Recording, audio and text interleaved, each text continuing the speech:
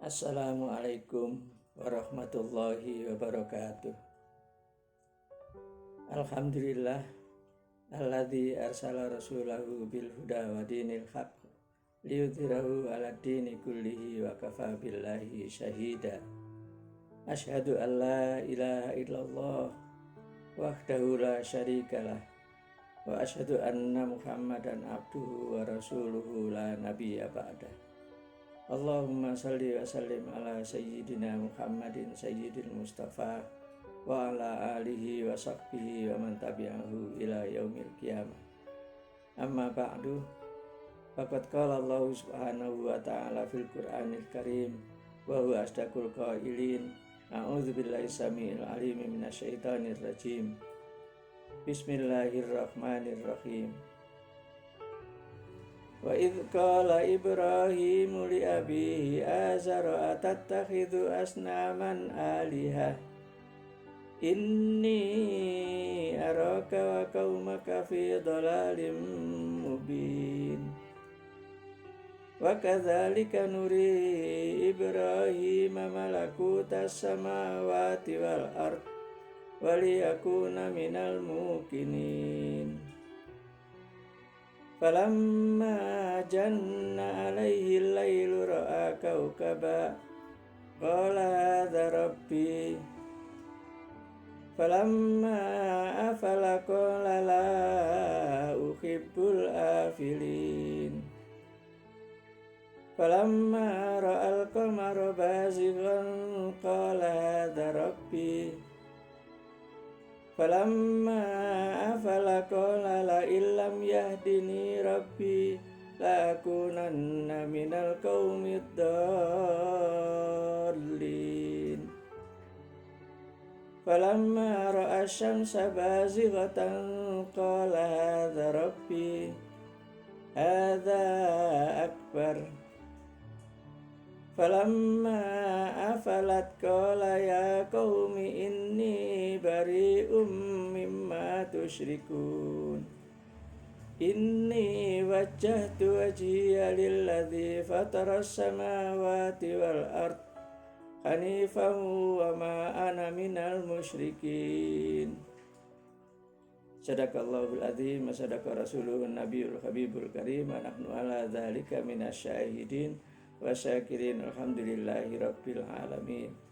Pertama, mari kita panjatkan puji dan syukur kehadirat Allah Subhanahu wa taala yang telah memberikan rahmat dan nikmatnya kepada kita sekalian sehingga kita dapat melanjutkan kajian kita tentang agama kita ini, yaitu Islam.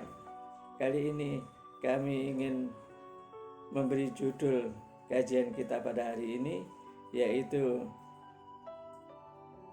hanifnya umat Muhammad dengan meneladani Nabi Ibrahim alaihissalam. Jamaah Al-Irbi'ah dan Al-Hunafa yang saya hormati,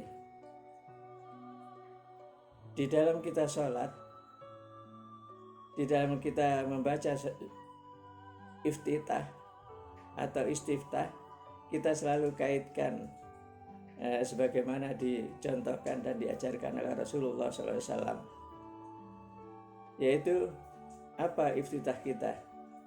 Yang biasa kita baca adalah wajjahtu wajhiya lilladzi fataras samawati wal ard hanifan musliman wa ma ana minal musyrikin.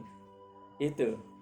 Jadi kita awali dengan wajjahtu, beda dengan ayat yang saya baca di depan tadi. Kalau ayat yang saya baca di depan tadi itu ada inni wajjahtu wajhiya lilladzi fataras samawati wal ard hanifan wa ma ana minal musyrikin. Kalau doa iftitah kita ininya dibuang dan sebelum sesudah kata hanifan ditambah kata musliman. Itu bedanya. Jadi ada dua modifikasi. Memang Nabi memberi contoh doa iftitah itu seperti itu karena Nabi Muhammad SAW berharap agar umat-umatnya bisa mengikuti atau meneladani Nabi Ibrahim, sebagaimana Nabi Muhammad juga mengambil ayat ini, yaitu surat yang saya baca tadi, surat 7, surat 6, surat Al-An'am ayatnya 74 sampai 79. Nah, itu di ayat 79 itu yang ada kalimat inni wajjahtu wajhiya lilladzi fataras samawati wal ard hanifan wa ma ana minal musyrikin. Nah, itu kita lanjutkan sesi berikutnya.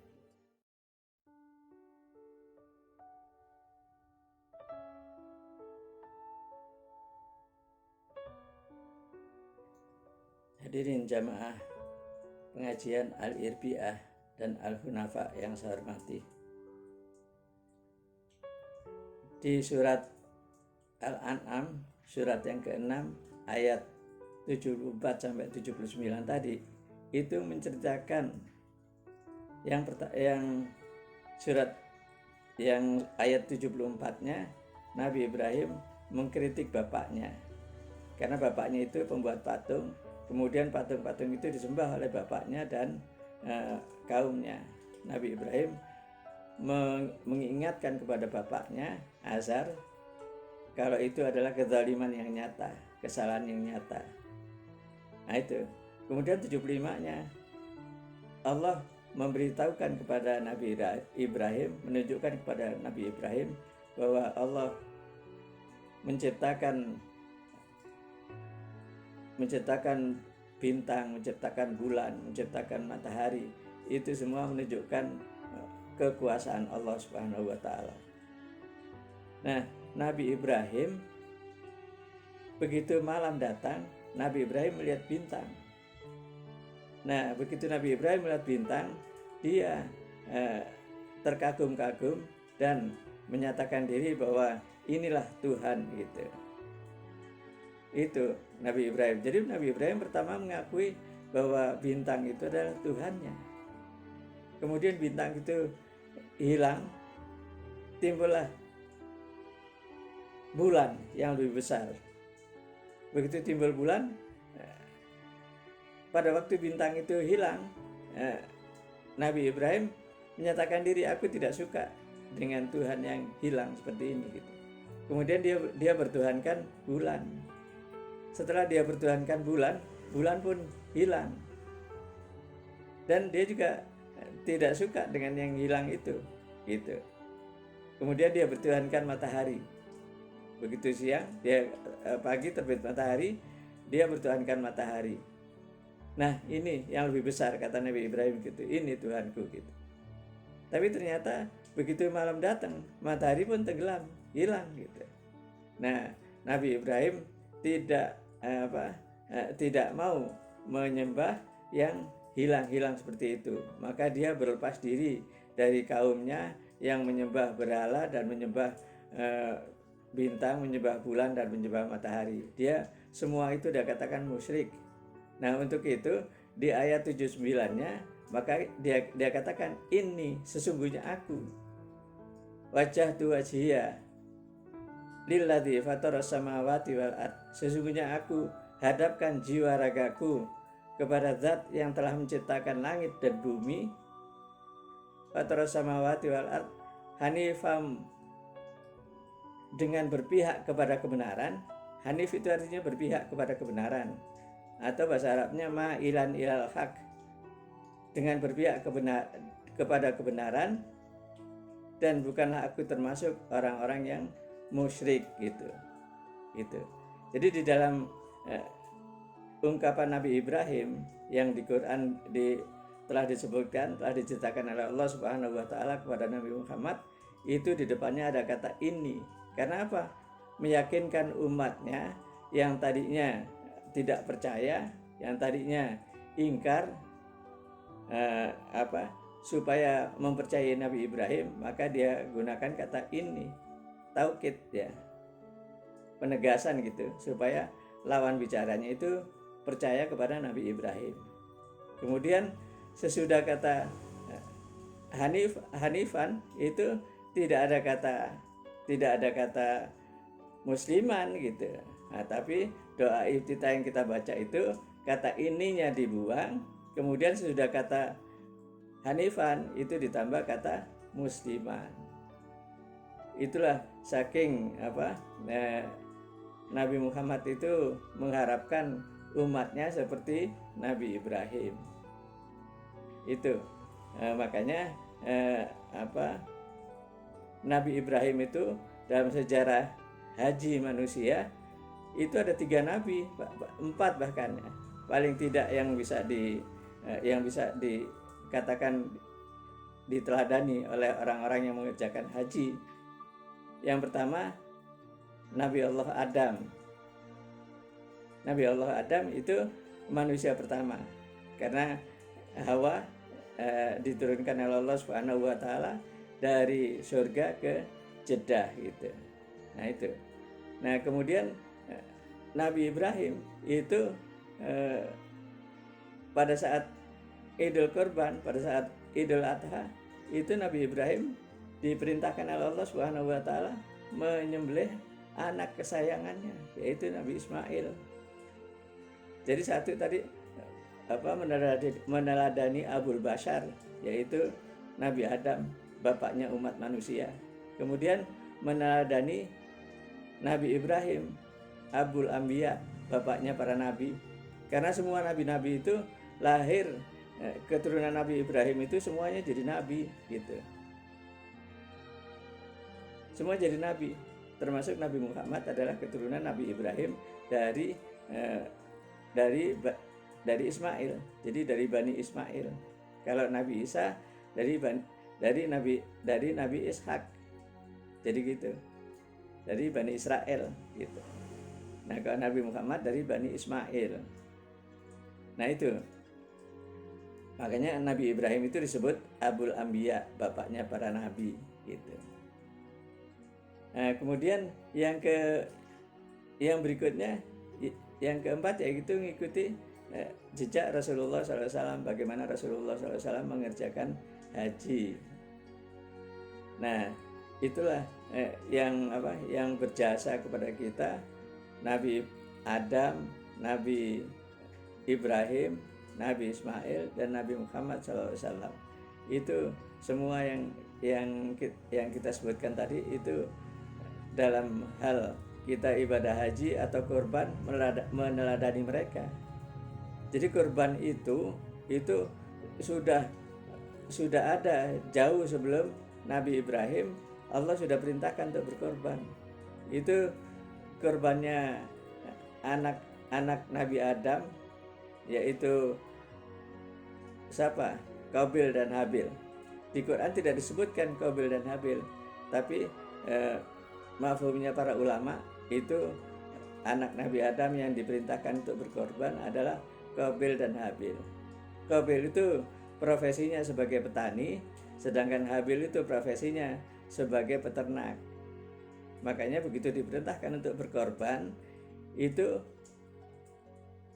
Qabil itu karena dia berprinsip bahwa Allah itu tidak makan, tidak minum, tidak butuh makanan, tidak butuh minuman.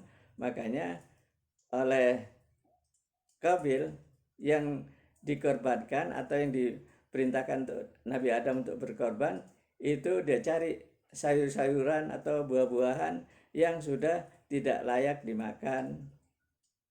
Itu yang diberikan kepada Allah Subhanahu wa taala. Karena dia menganggap bahwa Allah itu tidak makan, tidak minum gitu. Jadi tidak perlu makanan atau sayuran atau buah-buahan yang masih bagus gitu. Jadi yang jelek yang diberikan buat korban oleh anaknya Nabi Adam, Qabil itu gitu. Sedangkan Habil itu beda prinsipnya. Dia memberikan untuk korban itu dicari yang bagus. Dicari dombanya, piaraannya yang paling bagus, yang paling besar, yang sudah cukup umur. Itulah yang dikorbankan oleh Habil. Nah, itulah akhirnya apa? Yang diterima adalah korbannya Habil. Sedangkan korbannya Qabil tidak diterima oleh Allah Subhanahu wa taala. Itu terdapat di mana? Itu terdapat di surat 5 surat Al-Maidah ayat 27. Silakan dibaca.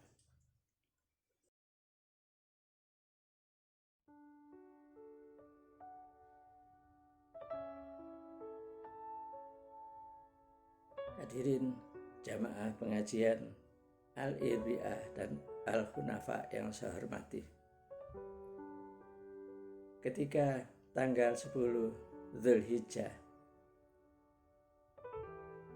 kita di sini di Indonesia melaksanakan sholat Idul Adha. Sedangkan saudara-saudara kita yang ada di Saudi Arabia yang sedang mengerjakan ibadah haji, mereka berkumpul di Musdalifah. Kalau kita di sini jam 7, mereka kira-kira jam 3 malam. Mereka berkumpul di Musdalifah, beratapkan langit, beralaskan bumi. Tidak ada bedanya antara jenderal dan kopral. Tidak terlihat lagi pejabat dengan rakyat, semuanya setara. Pejabat setara dengan rakyat, jenderal sama dengan kopral. Tidak ada bedanya. Semua berkumpul di Musdalifah dengan membesarkan nama Allah, dengan bertakbir. Kita pun di Indonesia sini yang sedang melaksanakan salat Idul Adha juga bertakbir, diawali dengan takbir, membesarkan nama Allah Subhanahu wa Ta'ala. Nah, mereka di Musdalifah apa yang mereka kenang? Paling tidak ada dua yang mereka kenang. Yang pertama, mereka mengenang ketika di Musdalifah, Nabi Ibrahim mendapat perintah untuk menyembelih anaknya, yaitu Nabi Ismail. Yang kedua, terjadinya tentara Abrohah, tentara bergajah yang hendak menghancurkan Ka'bah. Itu mereka berdiam dulu di Musdalifah, bersiap-siap akan menyerang Ka'bah. Itu diketahui oleh kakeknya Nabi Muhammad, yaitu Abdul Muthalib. Tapi sikap Abdul Muthalib ketika itu, dia tidak melindungi, menyelamatkan atau membentengi Ka'bah, tidak. Tapi yang dia selamatkan adalah harta miliknya dan harta masyarakat Mekah. Akhirnya orang-orang Mekah bertanya kepada Abdul Muthalib, kenapa yang kau selamatkan ontamu dan semua binatang piaraan orang-orang Mekah? Kenapa tidak Ka'bah yang kau selamatkan? Padahal mereka tentara Abrohah itu datang ke Mekah akan menghancurkan Ka'bah. Apa jawabnya kakek Nabi Muhammad itu, yaitu Abdul Muthalib itu? Dijawab, kalau Ka'bah itu milik Allah, biarlah Allah sendiri yang akan menyelamatkan Ka'bah itu. Dan kewajiban kita adalah menyelamatkan harta kita masing-masing. Tapi terbukti benar, ternyata begitu mereka sampai di Musdalifah itu, ontanya tidak mau berangkat ke Mekah untuk menghancurkan Ka'bah, tapi ontanya mogok di Musdalifah. Kalau diarahkan ke Mekah, mereka diam, nggak mau jalan. Tapi kalau diarahkan ke Syam, maka mereka berdiri mau jalan. Nah, pada saat itu Allah turunkan burung-burung berkelompok-kelompok, yaitu ababil. Kemudian mereka masing-masing membawa batu yang panas, yaitu sijil, yang dijatuhkan, yang mengenai kepala-kepala dari rombongan tentara Abrohah itu, sehingga kena gajahnya juga mati seluruhnya, bagaikan daun yang dimakan ulat. Semuanya rusak, semuanya hancur. Nah, itulah bukti yang demikian itu Allah sebutkan di dalam surat Al-Fil, surat 105.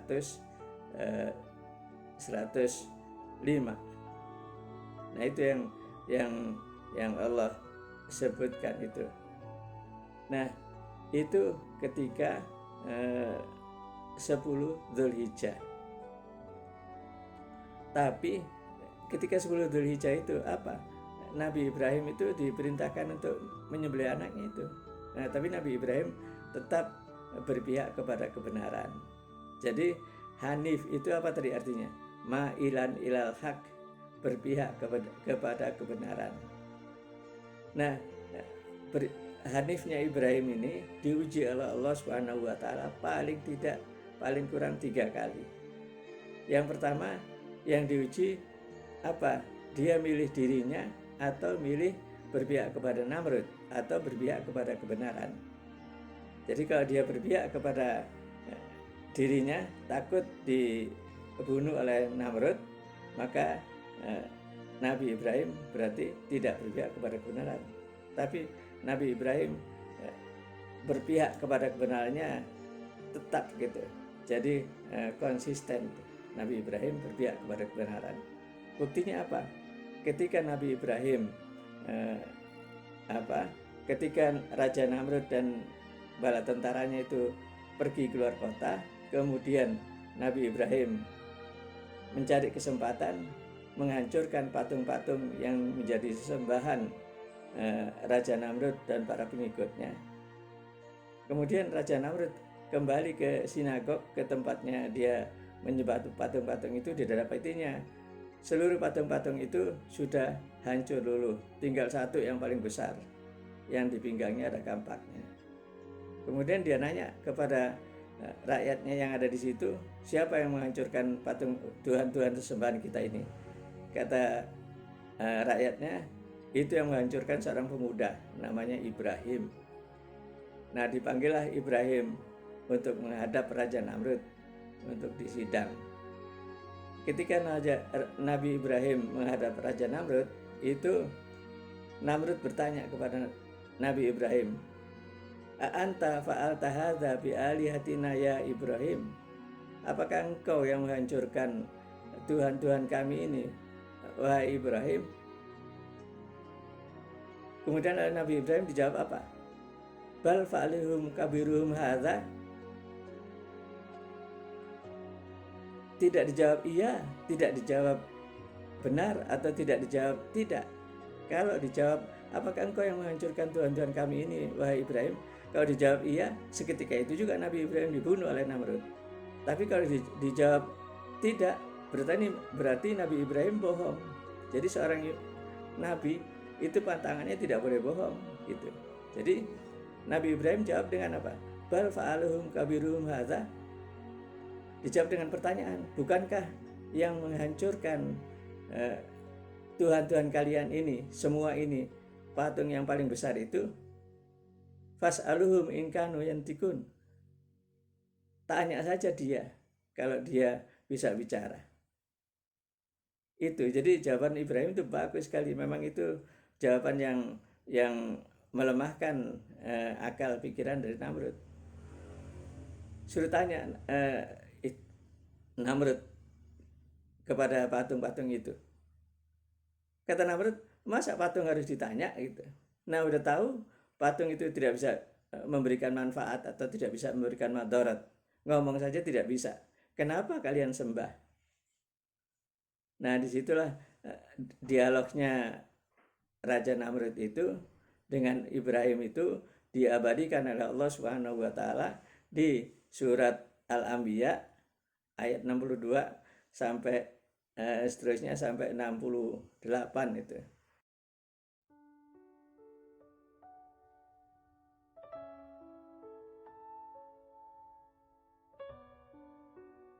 Nah, itu. Begitu dialog itu Raja Namrud terpojok kalah, maka Raja Namrud bertanya kepada Nabi Ibrahim, kalau gitu siapa Tuhan kamu? Dijawab oleh Nabi Ibrahim apa? Allah adalah Tuhanku. Terus kata Namrud, siapa Allah itu? Kata Nabi Ibrahim, Allah adalah Tuhanku dan Tuhanmu, yang menghidupkan aku dan menghidupkan kamu. Kata Nabi Ibrahim demikian. Oleh Namrud dijawab lagi, aku juga Tuhan. aku juga bisa menghidupkan dan mematikan. Kemudian dipanggillah rakyatnya oleh Namrud, 2 orang. Dipanggil 1 orang, kemudian ditepuk pundaknya, hidup kamu. Ya memang dia orang hidup gitu. Kemudian yang satu lagi dipanggil, kemudian Namrud mengeluarkan pedangnya, ditebas lehernya, meninggal. Mati kamu, kata Namrud. Mati. Terus apa kata Namrud? Aku Tuhan, aku bisa menghidupkan dan mematikan. Sekarang buktikan bahwa Tuhanmu dapat menghidupkan dan mematikan. Mendengar pertanyaan ini, Nabi Ibrahim cukup kaget. Tapi karena dia seorang nabi, dia tetap tenang menghadapi pertanyaan Namrud seperti itu. Kemudian apa jawab Nabi Ibrahim? Rabbi arini kaifa tuhyil mauta. Tuhan, tunjukkanlah kepadaku bagaimana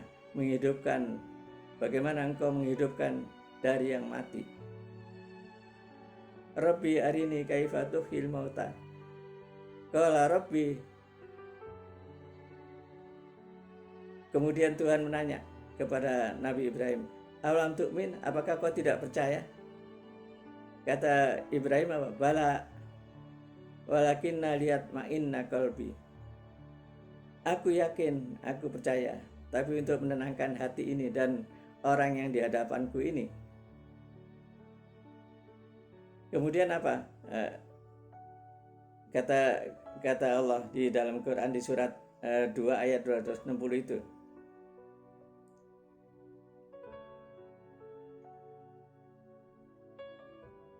Carilah 4 ekor burung, fasurhunna ilaika, kemudian sembelih atas nama Allah.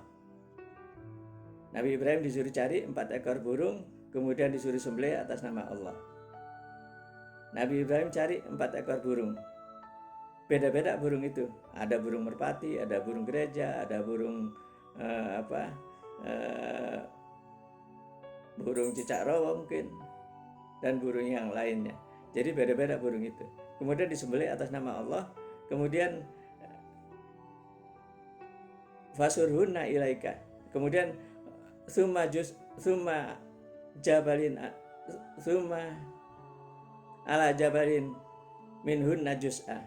Kemudian letakkan burung-burung itu bagi dengan 4 onggok, letakkan di 4 gunung. Kemudian Nabi Ibrahim burung-burung itu tadi yang sudah hancur disembelih dan dipotong-potong, dicacak-cacak hancur. Nah, itu dibagi 4 onggok, kemudian setiap onggoknya diletakkan di 1 gunung. Kemudian fasurhunna ilaika. Kemudian Nabi Ibrahim disuruh manggil burung-burung itu. Kemudian setelah Nabi Ibrahim manggil burung itu, kemudian burung-burung itu pun yang sudah hancur dan nggak ketahuan lagi mana merpati, mana burung gereja. Nah, itu semua terbang datang lagi kepada Nabi Ibrahim. Melihat demikian itu, kejadian seperti itu, apakah Namrud beriman kepada Nabi Ibrahim? Tidak, dia tetap tidak beriman kepada Allah Subhanahu wa Ta'ala. Tetap dia tidak mengakui Tuhannya Nabi Ibrahim, yaitu Allah Subhanahu wa Ta'ala. Kemudian apa kata Namrud? Kalau begitu, siapa Tuhanmu? Kata Namrud gitu. Nah, kemudian oleh Nabi Ibrahim tetap dijawab, la ilaha illallah, tidak ada Tuhan kecuali Allah. Itu jawaban Ibrahim. Sehingga Namrud marah, dan dia perintahkan rakyatnya, harikuhu, bakar dia. Kemudian Nabi Ibrahim setelah Namrud membuat api yang sangat besar, kemudian Nabi Ibrahim akan dilemparkan ke situ. Nabi Ibrahim ketika dilemparkan, Nabi Ibrahim berdoa kepada Allah. Apa doanya? Hasbi Allah wa ni'mal wakil. Cukuplah Allah sebagai tempat berserah diri. Jadi dia udah mantap betul Allah akan menyelamatkan dia. Pada waktu itu Jibril juga sudah menawarkan akan menyelamatkan, tapi Nabi Ibrahim tetap memilih Allah untuk menyelamatkannya, karena dia selalu berpihak kepada kebenaran, selalu berpihak kepada Allah Subhanahu wa Ta'ala. Jadi begitu ketika Nabi Ibrahim dilemparkan ke api, Nabi Ibrahim cukup berdoa, hasbiyallah wa ni'mal wakil. Kemudian seketika itu juga dijawab oleh Allah Subhanahu wa Ta'ala, ya naru kuni bardan wa salaman ala Ibrahim. Wahai api, dinginlah engkau, selamat atas Ibrahim. Jadi Nabi Ibrahim ketika sampai di api itu yang begitu besar, orang-orang yang di sekitarnya minggir karena kepanasan. Nabi Ibrahim keluar dari api itu seolah-olah tidak terjadi apa-apa. Tidak ada rambutnya sehelai pun terbakar, dan tidak ada sehelai benang pun bajunya yang terbakar. Karena Allah, api itu kan Allah yang menciptakan. Kemudian Allah yang memerintahkan kepada api itu, wahai api dingin. Jadi api itu patuh kepada Allah Subhanahu wa Ta'ala, dan dia dingin, selamat atas Ibrahim. Jadi Ibrahim itu tetap ma'ilan ilal haq, diancam untuk dibakar pun Nabi Ibrahim tetap tidak takut, dia tetap berpihak kepada Allah. Dia tidak berpihak kepada Namrud. Nah, itulah ujian Nabi Ibrahim yang pertama. Dirinya atau Allah? Dia pilih Allah, sehingga dirinya dibakar, tapi oleh Allah Subhanahu wa Ta'ala diselamatkan.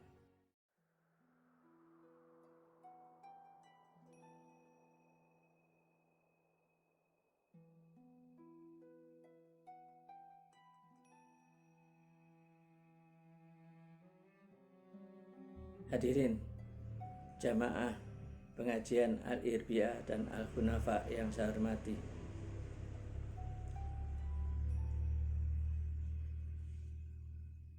sekarang ujian hanifnya Ibrahim yang kedua. Tadi yang pertama, hanifnya Ibrahim atau berpihak kebenarannya Ibrahim itu diuji. Yang pertama tadi, dirinya atau Allah, dia pilih Allah. Sekarang ujian hanifnya Ibrahim yang kedua, istrinya atau Allah, dia pilih Allah. Itu diabadikan oleh Allah Subhanahu wa Ta'ala di surat 14, surat Ibrahim ayat 37, yang berbunyi, Rabbana inni askantu min dzurriyyati biwadin ghairi dzi zar'in inda baitikal muharram. Rabbana liyuqimus shalah faj'al af'idatam minan nasi tahwi ilaihim warzuqhum minats tsamarati rizqal lahum warzuqhum minats tsamarati la'allahum yashkurun. Wahai Tuhan kami, aku anugerahkan, aku tinggalkan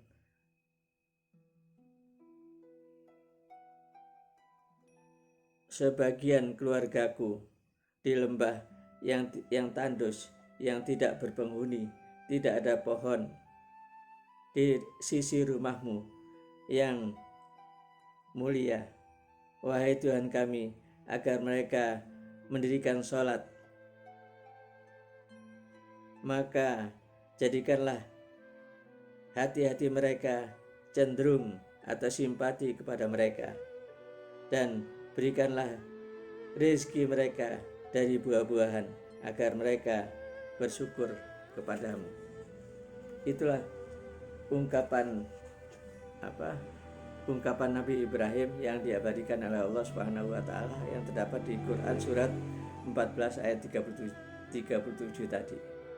Jadi Nabi Ibrahim setelah mendapat wahyu dari Allah Subhanahu wa Ta'ala agar istrinya ditinggalkan di lembah yang tandus tadi, biwadin ghairi dzi zar'in inda baitikal muharram, disuruh tinggalkan di lembah yang tandus yang tidak ada pohon, tidak ada orang di situ. Nabi Ibrahim tega atau tidak. Dia milik Allah, milik istrinya atau milik Allah? Dia tetap milik Allah. Istrinya ditinggalkan di lembah tandus itu dengan harapan agar istrinya atau keluarganya itu tetap mendirikan sholat, dan agar orang-orang yang berlalu lalang di situ simpati kepada istrinya itu. Padahal istrinya sedang hamil besar itu, disuruh tinggalkan di lembah yang tandus itu. Maka setelah sampai kelahirannya Nabi Ibrahim, Hajar pun istrinya Nabi Ibrahim itu melahirkan. Setelah melahirkan di lembah yang tandus itu tidak ada orang, tidak ada pohonan, dia melahirkan sendirian. Kemudian setelah melahirkan, setelah dibersihkan oleh dirinya sendiri, oleh Hajar sendiri, kemudian dia susukan anaknya itu, ternyata air susunya tidak keluar. Kenapa? Karena sudah beberapa hari dia tidak minum, jadi air susunya kering, tidak keluar air susunya. Naluri seorang ibu, ketika air susunya tidak keluar, dia dia berdoa kepada Allah Subhanahu wa Ta'ala, ya Allah, kalau saya sekarang tidak minum karena tidak ada air, maka saya pernah merasakan sejuknya air, pernah merasakan nikmatnya air itu. Tapi anakku ini yang baru aku lahirkan, dia belum pernah merasakan nikmatnya air itu. Maka tolonglah kami ya Allah, agar kami mendapatkan air. Kemudian Hajar lari ke arah